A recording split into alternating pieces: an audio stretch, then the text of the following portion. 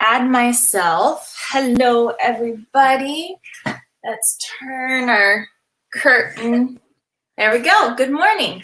So we did a little bit of a dark room so we could see what's going on. Take this, leave this on. Hello, how are you today, show? Hi. Okay, so in today's live, our order of business is we're going to be talking about, here, hold that thought. We're still getting situated. There we go. It just appeared too dark. So in today's live, we're going to be talking about confidence, and does your confidence level affect the level of success that you can reach or success that you're going to reach one day? So if you're joining me, let me know what you're drinking. If you have tea, if you have coffee, like put it in the comments, like what you have. I am finishing up my coffee from earlier today. I'm a slow coffee sipper. I don't know what you are, but it takes me forever to get through a cup of coffee. Now, I'm going to pull up my notes for what we're going to be talking about today, so we know what's going on and where we're going. And also, before I forget, can you hear me? Can you hear me? Can you see me? Like, is the connection good? Let me know. Comment in the chat if you can hear me and see me. There we go. Open this. All right. Perfect. Nobody's going to tell me what they're drinking this morning? Nobody? Okay. Pulling up the notes. Alrighty, so today's Wednesday. We're already in November, and if I'm being honest, I have started the Christmas situation, the Christmas spirit. And don't hate me, but I've already watched 2 Christmas movies. I am normally not ever this girl. I'm normally so against the Christmas spirit. Not against the Christmas spirit, but I'm against the Christmas spirit before it's time. And so after Thanksgiving is when I usually am like, yes, gung-ho Christmas. But I think this year, with with me being pregnant, in my mind, I'm thinking like, as soon as Christmas happens, then it's baby time. So in my mind, I'm trying to speed up Christmas, I think. So let me know in the comments, like, are you a Christmas? Because people are decorating like now. So are you a Christmas before Thanksgiving person? Or are you like strict Christmas after Thanksgiving? Let me know. Okay, Lauren's here. Hey girl, I'm joining you in between teaching spin classes. You go, Lauren. I'm curious, what are your thoughts on a Peloton? Because you're a spin instructor. So have you ever tried a Peloton? Like just curious your opinion there, because I want one of those. Yes, I can hear you. I'm drinking water. Boring. You know what, Lauren? Like, I feel you. Big, huge thing of water. This water bottle, I just refill it because I like the size. It's 50 ounces. So if I do 2 to 3 of these, all the water for the day. It's perfect. Lauren, I'm with you. I'm a slow coffee drinker too. Yep. And then I feel like this is everyone this year. We need some extra cheer. Yeah, and I think it's allowed. I think people are letting it slide to allow Christmas to come early because the year has been so hard for a lot of people. And so, I don't know. I feel like the stores, they're having Christmas like items at the same time, but it's kind of like a blanket statement that everyone's like, it's okay. We'll let Christmas happen. We'll let you slide. This year's been a little rough. I feel like that too. I've never tried a Peloton, but it looks awesome. Yes, they look really cool. I think I'd miss the community of my spin studio though, but it's perfect for quarantine or busy people. Yeah, I've been looking at those Pelotons. They look pretty cool. I'm really tempted. I don't know. We'll see what happens. I'll let you know if I end up getting one. Okay, so in today's live, we're going to get into the meat and potatoes of what we're going to talk about. So when you are an ambitious person, you have goals, you have a vision, you know where you're going, right? But when it comes to certain opportunities, You have to believe in yourself in order to even jump for the opportunity, in order to audition for the role, in order to go to the interview for the job. In order to jump into the opportunity, you have to think to yourself, yes, I can do it. Yes, there's an opportunity for me to do it, and I should actually try. So it's a combination of those three. And what happens, the thing that I see is there's an opportunity, a new job opens up, or you have an idea to start a business, and you're like, yes, that would be so fun. But then there's like this split second pause in between, and it goes, yeah, but I don't know if you could do that. Or it sounds like, yeah, but if you try, will you actually be the person that they pick? And so it goes from excitement, and then you get shifted back to doubt. And we're going to talk about that little in-between situation today. So in order to understand like what's happening in that moment, in that pull and that tension when you get pulled back to like the lower, like, oh, dang. In order to understand that, we have to really understand what confidence actually is. So confidence, when you hear it with like celebrity culture, or when you hear it in our world, it's a little confusing. Because you think, oh, well, confidence is how someone looks. Like they look confident, they're walking confident. Like that's what confidence is. It's based off of your looks. But I'm like preaching all the time that confidence is actually based off of your beliefs. So what you do and how you show up in the world and what you believe about yourself, that actually reveals the confidence level that you have. So if I have confidence, like, yes, I can do that. I would be an excellent barista at Starbucks. Just an example. If I have the confidence that I would be an excellent barista at Starbucks, I would walk into the job interview, be fearless in the interview, feel good about all the questions, and carry myself differently. But at the same time, if I was interviewing for a job at like a super hoity-toity business and it was a very prestigious job, but I didn't think I can get it, or I didn't think I was qualified enough to get it, my demeanor would be different because it's based off of my beliefs. Like, what do I believe about myself? Do I believe that I can get the job, or do I believe that I'm capable of the job? So what you believe about yourself reveals how you show up in the world. And if you watch people, how they interact in the world and how they show up in the world, you can see what they believe about themselves. Now, this isn't 100% true all the time, not every situation. Sometimes there's off days, you know, sometimes you're just in the funk, and we'll make exceptions, we'll excuse them. But for the most part, people act how they believe. So I want you to ask this question about yourself. Like, if someone were watching me walk down the street, what do you think they would think about you? What do you think your characteristics reveal about what you think about yourself? Like, when you walk, are you walking like bump, bump, bump, like all happy with a little strut in your step? Or when you walk, are you kind of like slumped, looking down, looking at the ground, not making eye contact with anyone? Like, how do you carry yourself? Because that reveals what you actually believe about yourself. An interesting statistic, an interesting fact that I hate this fact so much. I was doing a deep dive research on confidence, and it was in a book about confidence, and they were talking about confidence between men and women. And it butters my biscuit every time, and I just want to defeat it. So the book basically said that in general, men have a higher level of self-confidence within themselves. And in general, men believe that they are qualified to do jobs or skills more often than they should, right? So even if even if a man was only 25% like qualified for a certain job or a certain role, he would apply for that job. It was an experiment done with 100 men and 100 women.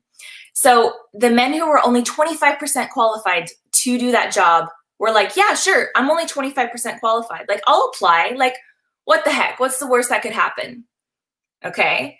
But then for women, on the flip side, on average, the women did not apply as often as the men for the job.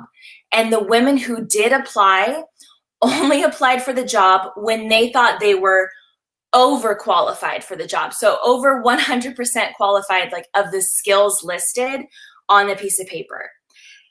And this is what I don't like this at all, because in the workplace, men are more likely to just go for the opportunity. And as a result of men just going for more opportunities, they get more opportunities.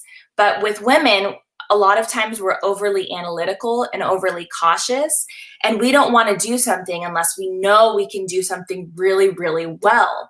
And so as a result, there's so many highly skilled, highly capable women who are not going for jobs that they're overly qualified for, and they're losing to opportunities from men who are underqualified for the jobs. Now, I will link this study, I will link the book, and I'll put it in the description after this live video. But can we just pause and take a moment to think about how that affects our, like, the workplace structure in our world? So if men more often go for it, like, what would that mean? That would mean there would be more men in the workplace. And so my question to you is, number one, like, has there ever been an opportunity where you blocked yourself before you could even get to someone, like before you could even get to the actual opportunity? Like, are you the person that's in the way of your success right now? Or are you the person that's in the way of your dreams? And of course, everyone's different. Every situation is different. Some people might say, no, it's my boss. No, it's my coworkers. Like, oh, no, it's my friends. Like, that person is in the way of me doing XYZ, me being successful, me losing weight, me eating healthy. I want you to think about, like, what is the thing that who is it, or what is it that's stopping you? Because it could very well be that it's just yourself. So I know, like, you wouldn't be here unless you were an ambitious person, an ambitious woman, preferably. I talk to women. So you wouldn't be here if you weren't ambitious. And so I know that you're like, okay, I have vision, I have a goal, I know where I'm going. So I know that about you. But you can have vision and you can have focus, but you can still not reach where you're going because of limiting beliefs, like beliefs that are holding you back. And so I just want to, like, provoke the question, like, what would it look like for you if you were outside of your head a little bit more, if you were outside of your thoughts a little bit more, and just started saying yes? Okay? Like, what if you started saying yes, even if you weren't, like, feeling 110% confident, but just like just a little bit confident? What would it look like if they did allow you to do that? If you did get that job, if you made a pitch to someone and they did say yes, they wanted to buy your thing, like, why wouldn't it be you? And so part of confidence, like, you might think that's a little counterintuitive. Like, Sarena, you're a confidence coach. Like, don't I have to be fully confident before I can do, like, the things that I want to do? Like, aren't I supposed to feel so Beyonce? Aren't I supposed to feel so amazing in these new experiences? And it's a yes and a no. Like, the yes, like, yes, you should feel that, but you don't always feel that to start with. Sometimes when you're walking into new situations or new experiences, like, you've never done this before. You don't have the skill yet. You've never been in that position before. And so for me, I've talked about it plenty of times on Instagram. For me, when I'm nervous, I sweat. And you're like, ew, TMI, but it's true. And so if I've never done something before, like if I'm going, for example, I went to it's called Toastmasters. I went to a Toastmasters meeting. I had never done that before. And so what they do, they all go around in a circle and they do speeches. And so you listen to everybody else's speech. And so I walked into that room And I had never seen any of these people before. I had never spoken in front of any of these people before. I didn't know what they wanted me to do or if I was going to be any good. So I was nervous, and I was sitting in my chair and I was like, oh my gosh, this is a terrible decision. I've made a terrible call. Like, I need to go right now. Like, maybe if I just pack up my bag and slowly back up, they won't notice that I'm leaving. Like, Lauren, the imposter syndrome is real. Exactly. And yes, that's what it is. It's imposter syndrome. So for those of you who don't know, imposter syndrome is basically that little belief or that little like voice that creeps into your head and it whispers the lie. Okay? And the lie sounds like this. You don't know what you're doing. You are actually going to fail. They could do it, but you are not skilled, you are not capable, and you actually can't do it. So imposter syndrome is kind of like this other part of your personality. It's the bad part. So you're like, oh, Sarena, I didn't know I was bipolar. Well, let me tell you, sister, you've been bipolar. No. Imposter syndrome is that little unhelpful voice in your head that is trying to trip you up, trying to sabotage you, and trying to mess you up. And you might be wondering, like, wow, like I didn't know this had a name. I didn't know there was a voice, like there was a label to this. Yes, that's what it's called. I've spent a lot of time in the deep, dark vortex of Reddit and YouTube, and people talk about feeling like they're not as good as so-and-so in their field. Or maybe like I have a friend, she's in STEM. She's a woman in STEM, and there's hardly any women in STEM. And so sometimes she feels the imposter syndrome because she's not a guy. She hasn't been doing this for years and years. Like, no one's going to take her seriously because she's a woman. And these are all characteristics of imposter syndrome. And so once you know the name, right? If you're a doctor, you have to know what you're working with in order to know how to treat the disease.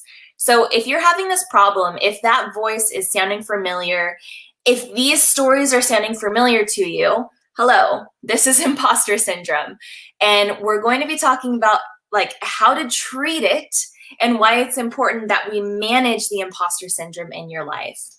So imposter syndrome can really hold you up from pursuing more. And it's really great, not for you, but it's really great for imposter syndrome because it's very effective. Imposter syndrome doesn't require anyone else's work. We can do it all on our own.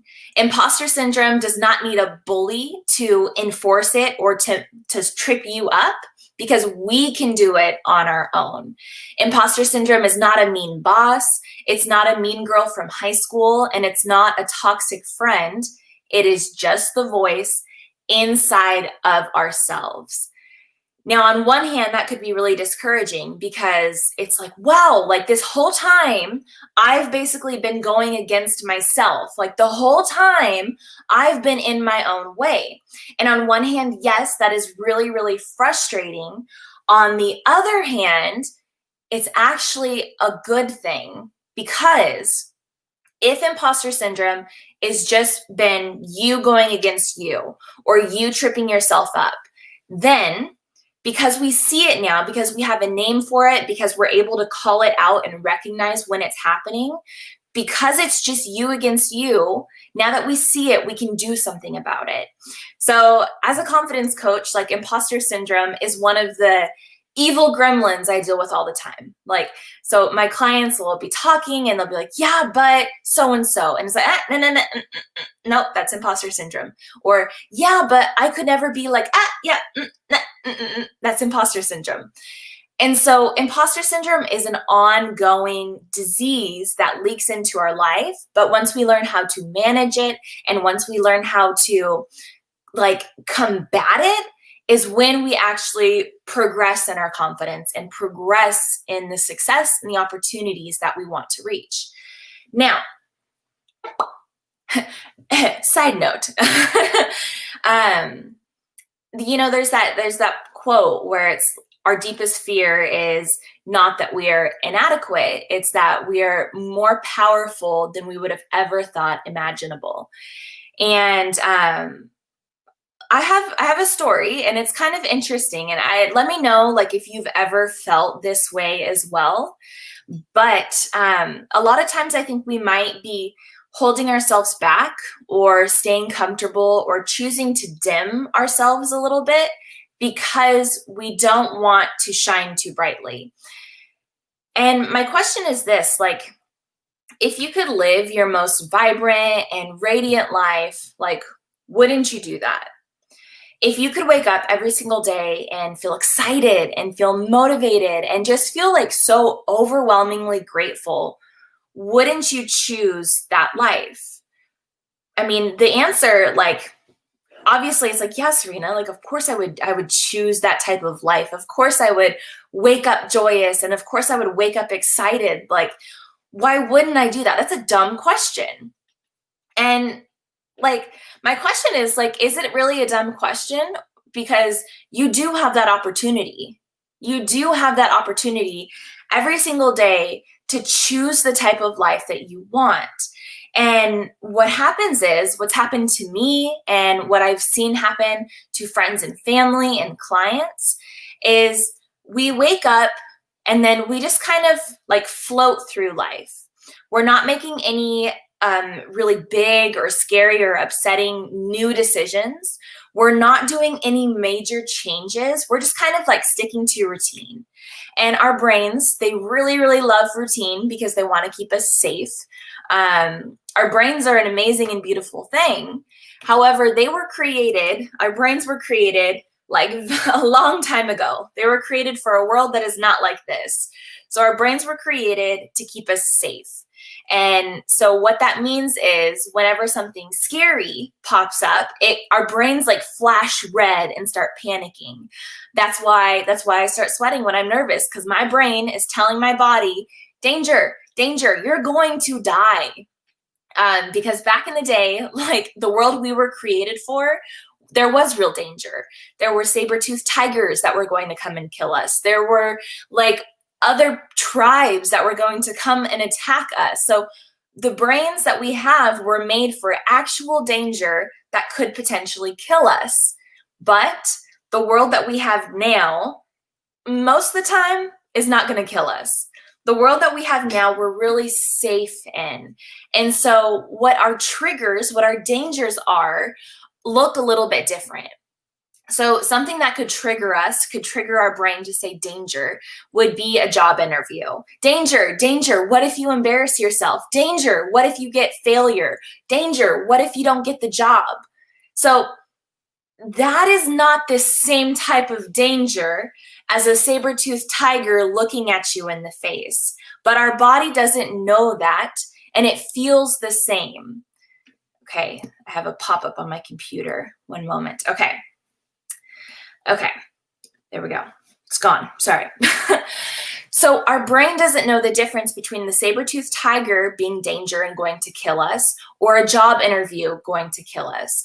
And so our body reacts the same. So what happens is we want the same comfort. We don't want we don't want to feel danger. We don't want to be uncomfortable. We don't want to go for it and for a new opportunity on YouTube, or we don't want to go for a job because that feels dangerous. It feels like we might fail. It feels unsafe. And the question that we're prompting here is, if you could choose the most vibrant and radiant life, then why wouldn't you? And you can choose, because you can choose the level of success that you go for. And the only way you choose the level of success that you go for is by raising your confidence, defeating that imposter syndrome so that you go for it more often. Now, what does it mean to go for it? What does it mean to you? I'll ask you this. What does it mean to you to go for it more often? Let me catch up on the comment section because we have Miss Lauren hanging out. If you're popping in and joining live, make sure you engage in the chat. This is a conversation. We're hanging out. Like, this is the confidence community. It's not just the Sarena Hess show. Like, we're here together. We're building friendships together. We're talking about confidence together. Now, Lauren says, yes, that quote. Wow, I've totally felt that. It's scary to acknowledge that part of yourself that you know deep down is capable. Ooh, that's a good one. We're going to show that one for a minute because that's true. And then Lauren also says, because if you know it's there, you have to do something about it. It's no longer excusable to be mediocre. That is true.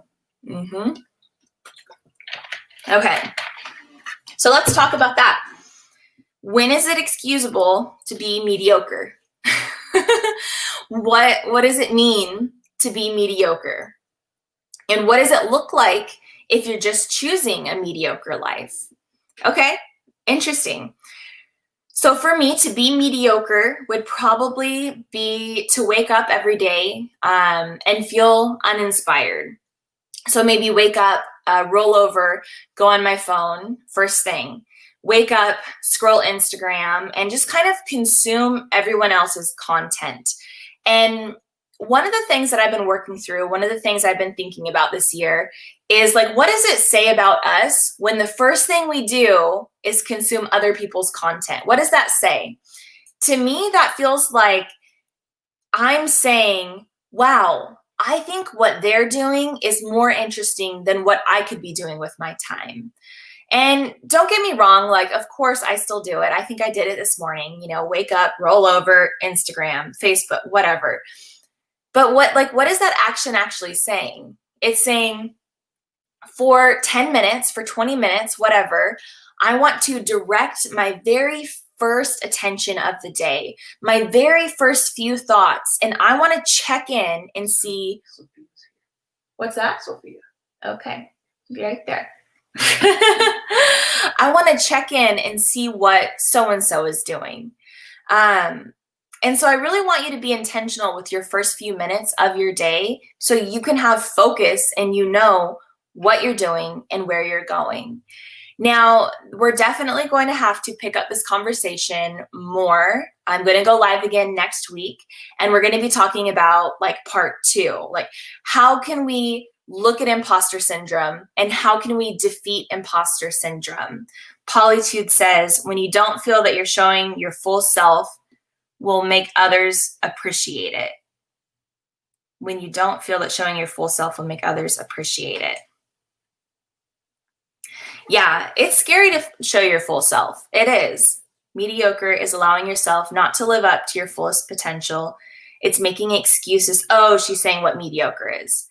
It's making excuses for yourself as to why you can't show up as best version of yourself, whether that's as a friend, as a wife, and as a mom. Yes, yes. Okay, so next week we're going to be talking about how to overcome imposter syndrome. I'm going to share with you my favorite secret strategy, and we're going to be talking about how to move from mediocre to confident and thriving and actually living like your most embodied and emboldened life. Now, thank you so much for joining me. We're going to have to cut it a little bit short, but keep a close eye for our next live video, and I can't wait to hang out with you. Okay, bye.